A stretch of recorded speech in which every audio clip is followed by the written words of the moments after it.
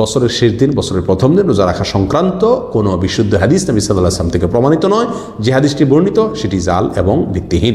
সুপ্রিয় দর্শক শ্রোতা ভাই বোনেরা, যে কোনো আমলের বিশুদ্ধ এবং সঠিক ইলম থাকা যেমন জরুরি, সে আমল প্রসঙ্গে ভুল এবং ভ্রান্ত যে সমস্ত ধারণা সমাজে প্রচলিত আছে সেগুলো সম্পর্কেও ধারণা থাকা জরুরি। কারণ ভুল এবং ভ্রান্ত ধারণাগুলো সম্পর্কে যদি আমাদের ধারণা না থাকে, তাহলে সেগুলোকে সঠিক এবং বিশুদ্ধ মনে করে আমরা অনেক সময় গ্রহণ করে বসতে পারবো, যা আমাদের আমলটাকে নষ্ট করে দিবে।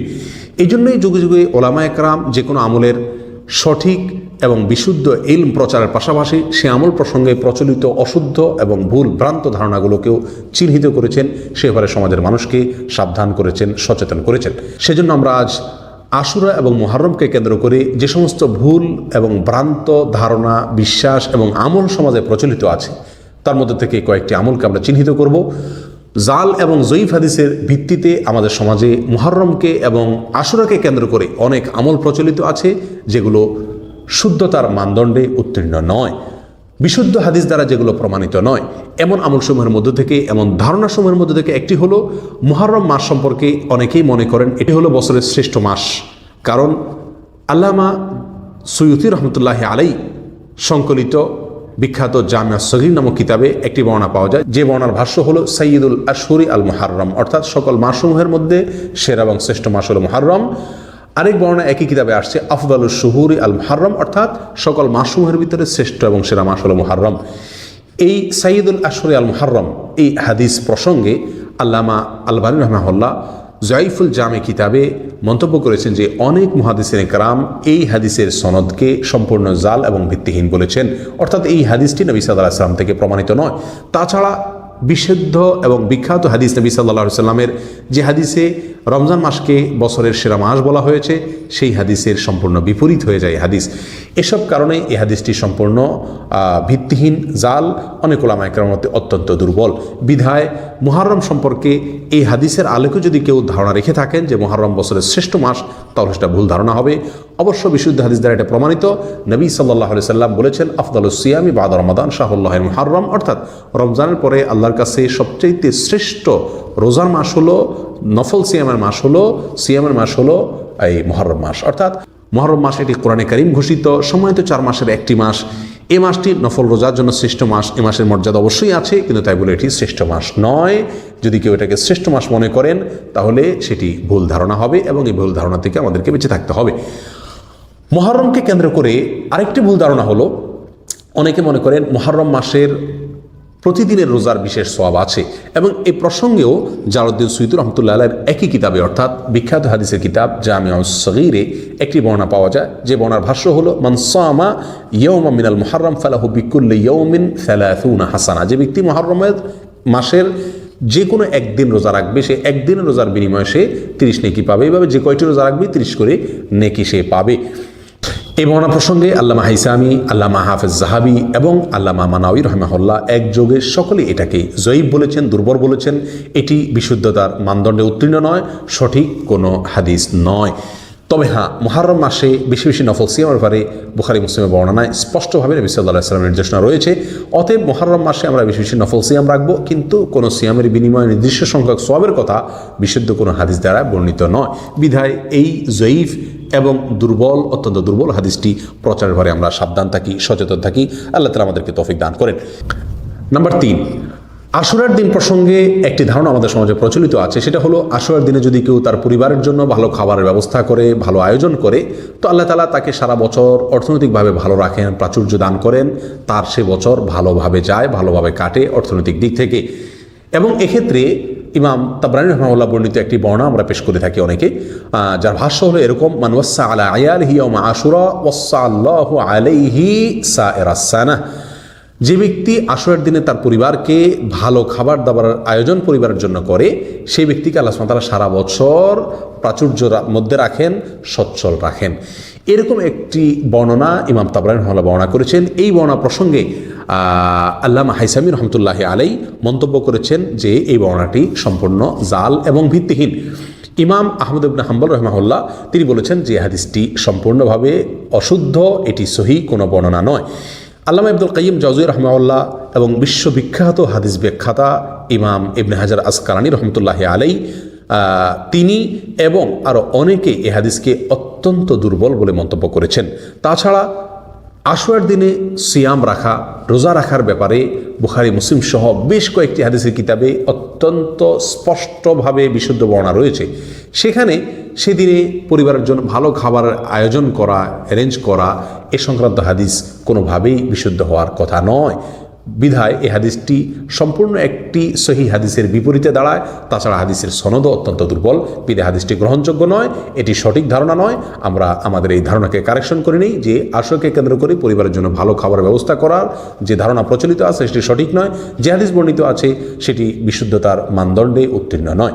নাম্বার 4, আশুরার দিনে গোসল করা এবং চোখে সুরমা লাগানোর ফজিলত আমরা অনেকে বর্ণনা করে থাকি এবং এ প্রসঙ্গে একটা বর্ণনা পেশ করা হয়ে থাকে, যার ভাষ্য হলো মান ইগতাসালা ইয়াওমা আশুরা লাম ইয়ামরুদ যালিকাল ইয়াম ওয়া মান ইগতাহালা ইয়াওমা আশুরা লাম ইয়ারমাদ যালিকাল আম।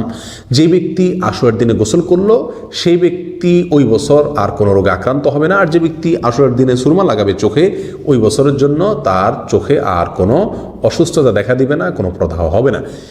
এই বর্ণনাটিকেও আল্লামা ইবনুল কাইয়িম জাওজিয়্যি রাহিমাহুল্লাহ তার বিশ্ববিখ্যাত জাল হাদিস সমগ্রের কিতাব আল মাওজুআতে তিনি উল্লেখ করেছেন, অর্থাৎ এই হাদিসটিকে তিনি জাল হিসাবে, ভুয়া এবং ভিত্তিহীন হিসাবে চিহ্নিত করেছেন। আল্লামা ইবনুল কাইয়িম জাওজিয়্যি রাহিমাহুল্লাহ বলেন, আশুরার দিনে চোখে সুরমা লাগানো, তেল ব্যবহার করা, গোসল করা এ জাতীয় যত হাদিস বর্ণিত আছে তার প্রত্যেকটি হাদিস হয় জাল, আর না হয় অত্যন্ত জয়ীফ এবং ভিত্তিহীন, দুর্বল ভিত্তিসম্পন্ন, যা কোনোভাবেই প্রমাণযোগ্য নয়। বিধায় আমরা এই ধরনের ধারণা যদি কেউ পোষণ করে থাকি সেই ধারণা থেকেও আমরা ফিরে আসি, এটি ভুল ধারণা। নাম্বার 5, যুগে যুগে বিভিন্ন নবী রাসূলগণ এই আশুরার দিনে মুক্তি পেয়েছেন, এরকম একটা ধারণাও আমাদের সমাজে মোটামুটি প্রচলিত আছে এবং ওয়াজের মাহফিলগুলোতে আমরা অনেকেই শুনে থাকি, মসজিদের মেম্বরগুলোতেও অনেক বেশি পরিমাণে শোনা যায়। বাস্তবে 2-4টি ঘটনা ইতিহাসে ঘটেছে যেটি সহিহ হাদিস দ্বারা প্রমাণিত আশুরার দিনে। তার মধ্যে থেকে উল্লেখযোগ্য এখন সবচেয়ে বড় ঘটনা হলো মুসা আলাইহিস সালাম এবং বনী ইসরাঈলকে আল্লাহ সুবহানাহু ওয়া তাআলা আশুরার দিনে মুক্তি দিয়েছেন, তাদেরকে নাজাত দিয়েছেন। ফিরআউন এবং তার বাহিনীকে আল্লাহ সুবহানাহু ওয়া তাআলা পরাস্ত করেছেন, নিমজ্জিত করেছেন। এটি সঠিক এবং এর বাইরে আরও কিছু ধারণা সঠিক আছে, কিন্তু এই সঠিক ধারণার বিপরীতে আমরা অনেক গল্প শুনে থাকি, বিভিন্ন নবী রাসূলগণের মুক্তির ঘটনা শুনে থাকি আশুরার দিনকে কেন্দ্র করে, যে এই দিনে তাদের মুক্তি হয়েছে, যেগুলো সঠিক নয়। তার মধ্যে থেকে একটি হলো যে অনেকেই বলে থাকেন ইউসুফ আলাইহিস সালামকে আল্লাহ তাআলা জেল থেকে মুক্তি দিয়েছেন এই আশুরার দিনে, এবং ইয়াকুব আলাইহিস সালাম অন্ধ হয়ে গিয়েছিলেন ছেলের শোকে, তিনি চোখের জ্যোতি ফিরে পেয়েছিলেন এই আশুরার দিনে, এবং ইউনুস আলাইহিস সালাম নাকি মাছের পেট থেকে মুক্তি পেয়েছেন, সেটাও আশুরার দিনে হয়েছিল। ইদ্রিস আলাইহিস সালামকে আসমানে উঠে নেওয়া হয়েছিল, সেটাও আশুরার দিনে হয়েছে, এবং আশুরার দিনেই নাকি কিয়ামত সংগঠিত হবে। এ ধরনের কথা আমাদের সমাজে প্রচুর পরিমাণে আমরা শুনে থাকি, অথচ এর একটিও গ্রহণযোগ্য কোনো ভিত্তি দ্বারায় প্রমাণিত নয়, গ্রহণযোগ্য কোনো হাদিস দ্বারা প্রমাণিত নয়।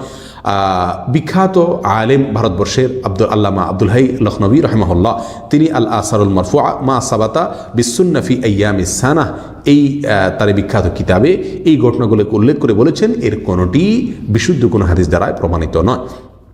অতএব আমরা এ সম্পর্কেও যে ভুল ধারণার ভিতরে আছি অনেকে, সেটা থেকে আমরা ফিরে আসি, সেটাকে কারেকশন করে নিই। নাম্বার 6, আশুরার দিন পূর্বের নবীগণের জন্য ঈদের দিন ছিল, এরকম কোনো বর্ণনা পাওয়া যায়। আবু হুরায়রা রাদিয়াল্লাহু তাআলা বর্ণনা বা বরাতে মুসনাদে বাজ্জারে একটি বর্ণনা পাওয়া যায়, আশুরা ঈদু নবিয়্যিন কানা ক্বাবলাকুম ফাসুমুহু আনতুম, আশুরা তোমাদের পূর্বের নবীদের ঈদের দিন ছিল, অতএব তোমরা এদিন রোজা রাখো। হাদিসের ভাষ্যই হাস্যকর। পূর্বের নবীদের রোজার ঈদের দিন যদি থাকে তাহলে এই দিন তো আমাদের আরও বেশি খাওয়া দরকার, তাহলে সেদিন আমরা কেন রোজা রাখবো? বিধায় এই হাদিসটিও আসলে সহি নয়, বিশুদ্ধ নয়। এই হাদিসকে মুহাদ্দিসিনে কেরাম জয়ীফ বলেছেন এবং এর একাধিক বর্ণনাকারী আছেন যাদেরকে মুহাদ্দিসিনে কেরাম দুর্বল বলে আখ্যায়িত করেছেন, মন্তব্য করেছেন, চিহ্নিত করেছেন। বিধায় এই হাদিসটিও সহি নয়। নাম্বার 7, আশুরার দিনের রোজা 60 বছর ইবাদতের সমতুল্য, এরকম একটি ধারণাও আমাদের সমাজে প্রচলিত আছে। এবং এই প্রসঙ্গেও একটা হাদিস প্রচলিত আছে, সেই হাদিসটি হলো মান সামা ইয়াওমা আশুরা কাতাবাল্লাহু লাহু ইবাদাতা 60 সানা। যে ব্যক্তি আশুরার দিনের রোজা রাখবে আল্লাহ তাআলা তাকে 60 বছর ইবাদতের সওয়াব দান করবেন। অথচ এর বিপরীতে আমরা জানি বিশুদ্ধ হাদিস দ্বারা প্রমাণিত সহিহ মুসলিমের ভিতরে আসছে নবী সাল্লাল্লাহু আলাইহি ওয়াসাল্লাম বলেছেন যে মান সামা ইয়াওমা আশুরা আহতাসিবু আল্লাহ আন ইউকাফিরা সানাতা আল্লাতী ক্বাবলাহ। আশুরার দিন রোজা রাখলে আল্লাহ সুবহানাহু ওয়া তাআলার প্রতি আমার ধারণা হলো 1 বছর পূর্বের গুনাহ মাফ করে দেবেন আল্লাহ তাআলা, এটা হলো বিশুদ্ধ। কিন্তু এর বিপরীতে আশুরার দিনের রোজা রাখলে 60 বছর ইবাদতের সমতুল্য, এরকম একটি বর্ণনা পাওয়া যায়। কিন্তু সেই বর্ণনাকে ইমাম সুয়ুতী রাহমাতুল্লাহ আলাইহি তার জাল হাদিস সংকলনের যে গ্রন্থ আল্লাহ আলী উল মাসনুআ ফিল আহাদিসিল মওজুআ এখানে সংকলন করেছেন, অর্থাৎ জাল হাদিসের সংকলনের মধ্যে এটাকে তিনি অন্তর্ভুক্ত করেছেন। এবং এর মাধ্যমে আমরা জানতে পারলাম এই ধারণাটাও সঠিক নয় যে আশুরার দিনে রোজা রাখলে 60 বছর ইবাদতের সওয়াব পাওয়া যায়। নাম্বার 8, আশুরার দিনের রোজা প্রসঙ্গে আরেকটি ভিত্তিহীন কথা হলো যে আশুরার দিনের বিশেষ একটা নফল নামাজ আছে যেটা জোহর থেকে আসরের নামাজের মাঝামাঝি সময় পড়তে হয় 4 রাকাত বিশিষ্ট। প্রত্যেক রাকাতে সূরা ফাতিহা 100 বার, আয়াতুল কুরসি 11 বার, সূরা ইখলাস 15 বার করে এবং সূরা ফালাক এবং নাস পড়বে এবং এরপর সালাম ফেরানোর পরে 70 বার ইস্তেগফার পড়তে হবে। এভাবে নামাজ পড়লে আল্লাহ তাআলা তাকে জান্নাতুল ফেরদাউসে একটি সাদা গম্বুজ দান করবেন। এরকম একটি বর্ণনা বর্ণিত আছে বিভিন্ন হাদিসের কিতাবে, অথচ এই হাদিসকে ইমাম শওকানী রহমতুল্লাহি আলাইহি জাল এবং সম্পূর্ণ ভুয়া ভিত্তিহীন বলে আখ্যায়িত করেছেন, মন্তব্য করেছেন, চিহ্নিত করেছেন। ইমাম শওকানী রহমাহুল্লাহ ছাড়াও আরও অনেক ওলামা একরাম এটাকে জাল হাদিস বলে চিহ্নিত করেছেন। আল ফাওয়ায়েদ, আশুরার দিনে এই বিশেষ নফল নামাজ এটিও কোনো বিশুদ্ধ হাদিস দ্বারা প্রমাণিত নয়, এটিও ভুল এবং ভ্রান্ত ধারণা। নাম্বার 9, হোসেন রাদিয়াল্লাহু তাআলা আনহুর মৃত্যু দিবস উপলক্ষে আশুরার দিনে যদি কেউ কান্নাকাটি করে কিয়ামতের দিন সে উলুল আজম তথা সিনিয়র নবীদের সাথে উঠবে, এরকম একটি বর্ণনাও পাওয়া যায়। এই বর্ণনাকেও ইমাম শওকানী রাহমাহুল্লাহ জাল এবং সম্পূর্ণ ভিত্তিহীন বলেছেন এবং তিনি বলেছেন এটি শিয়া রাফেজিদের বানানো বর্ণনা যার কোনো ভিত্তিই খুঁজে পাওয়া যায় না, অথচ অনেকের মাঝে এটা প্রচলিত আছে এবং অনেকে এটাকে সঠিক বলে ধারণা করেন। নাম্বার 10, আশুরার দিনে আসমান জমিন সৃষ্টি হয়েছে, এরকম একটি বর্ণনা পাওয়া যায় যার ভাষ্য হলো খালাকাল্লাহু সামাওয়াতি ওয়াল আরদ ইয়াওমা আশুরা, অর্থাৎ আশুরার দিনে আল্লাহ তাআলা আসমান জমিন সৃষ্টি করেছেন, এরকম একটি বর্ণনা পাওয়া যায়। এই বর্ণনার ভিতরে এমন একজন বর্ণনাকারী আছেন যিনি হাদিস গড়াপেটা করা, হাদিস বানানো, জাল হাদিস বর্ণনা করার জন্য কুখ্যাতি যার রয়েছে, যার নাম হলো হাবিব ইবনে আবিল হাবিব। মুহাদ্দিসিন ইকরামের সকলের কাছে অত্যন্ত পরিচিত একটি নাম। এই ব্যক্তি এই হাদিসে বর্ণনার মধ্যে রয়েছেন, যার কারণে এই হাদিসকে মুহাদ্দিসিন ইকরাম ভিত্তিহীন এবং জাল বলে আখ্যায়িত করেছেন। বিধায় আশুরার দিনে জমিন আসমান সৃষ্টি হয়েছে এরকম ধারণা সঠিক ধারণা নয়। নাম্বার 11, আশুরার রাত জেগে ইবাদত করার ফজিলত অনেকে বর্ণনা করে থাকেন এবং সে প্রসঙ্গে একটা হাদিস উল্লেখ করা হয়। হাদিসটির ভাষ্য হলো মান আহইয়া লাইলাতা আশুরা ফাকান্নামা আবাদাল্লাহ তাআলা বিমিসলি ইবাদাতি আহলিস সামাওয়াত।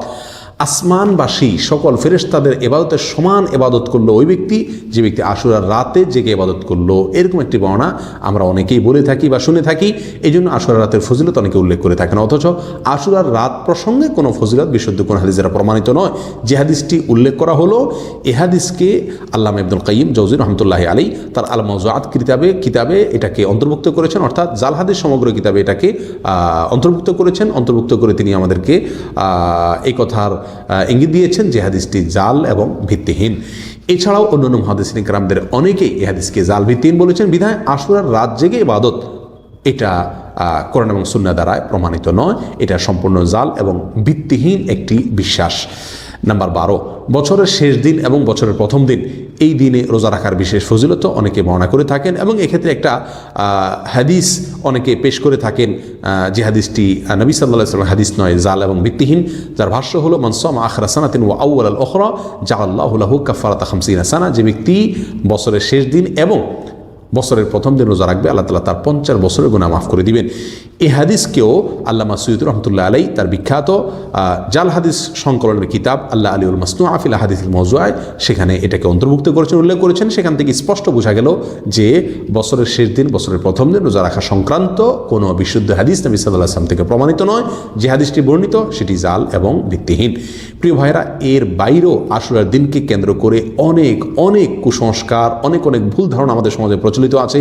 তাজিয়া মিছিল করা, এদিনে হাই হোসেন করে নিজের শরীরে আঘাত করা, রক্তাক্ত করা, এরকম আরও বহু জাল এবং মন গড়া ভিত্তিহীন আমল এবং ধারণা আমাদের সমাজে প্রচলিত আছে, যেগুলো সম্পর্কে আমাদের সচেতন হতে হবে, সাবধান হতে হবে। আল্লাহ সুবহানাহু ওয়া তাআলা আমাদের সকলকে আশুরার একমাত্র আমল নফল সিয়াম পালন করা এবং মুহররম মাসের একমাত্র আমল বিশেষ নফল সিয়াম পালন করা, সম্মানিত মানুষ হিসেবে গুনাহ থেকে বাঁচা বা ইবাদতের জন্য উত্তমভাবে চেষ্টা করা, সচেষ্ট থাকা এবং মুহররম মাস হিসাবে যুদ্ধ বিগ্রহ ঝগড়াঝাটিগুলো থেকে বেঁচে থাকা, এর বাইরে আর কোনো বিশুদ্ধ আমল নাই, সেটি বোঝার তৌফিক আল্লাহ তাআলা আমাদেরকে দান করুন।